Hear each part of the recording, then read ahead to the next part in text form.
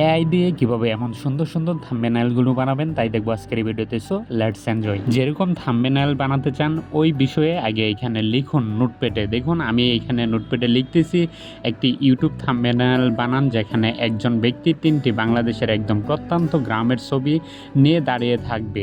এই বিষয়টা লিখলাম। লেখার পরে এইখান থেকে এই লেখাটা সম্পূর্ণ লেখাটাই কপি করব। দেখুন কপি করতেছি। কপি করার পরে আমরা গুগল ক্রোমে চলে যাব।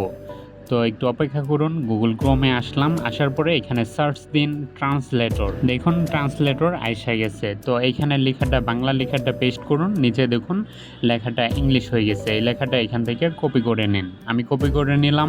এরপরে আইডিওগ্রাম এই অ্যাপটিতে ঢুকতে হবে। সর্বপ্রথম সাইন আপ করে নিতে হবে। আপনারা সাইন ইন করে নেবেন। করার পরে এই প্লাস আইকনে ট্যাপ করুন। ট্যাপ করার পরে যে লেখাটা আমরা ওইখান থেকে বাংলা থেকে ইংলিশ করলাম ওই ইংলিশ লেখাটা এখানে পেস্ট করব। পেস্ট করার পরে যেহেতু আমরা ইউটিউবের থাম্বনেইল বানাবো সেই জন্য সেই রেশিওটাই এখানে সিলেক্ট করে নিব 16:9। এটা সিলেক্ট করার পরে উপরে জেনারেট ওইখানে ট্যাপ করব। জেনারেটে ট্যাপ করার পরে এখানে অটোমেটিক এটা জেনারেট হতে থাকবে। দেখুন লুট নিচ্ছে। ইভেন কমপ্লিট হয়ে গেছে আমাদের থাম্বনেইল। এখন এইখানে ট্যাপ করলে আপনারা দেখতে পারবেন যে থাম্বনেইলগুলো কেমন হয়েছে।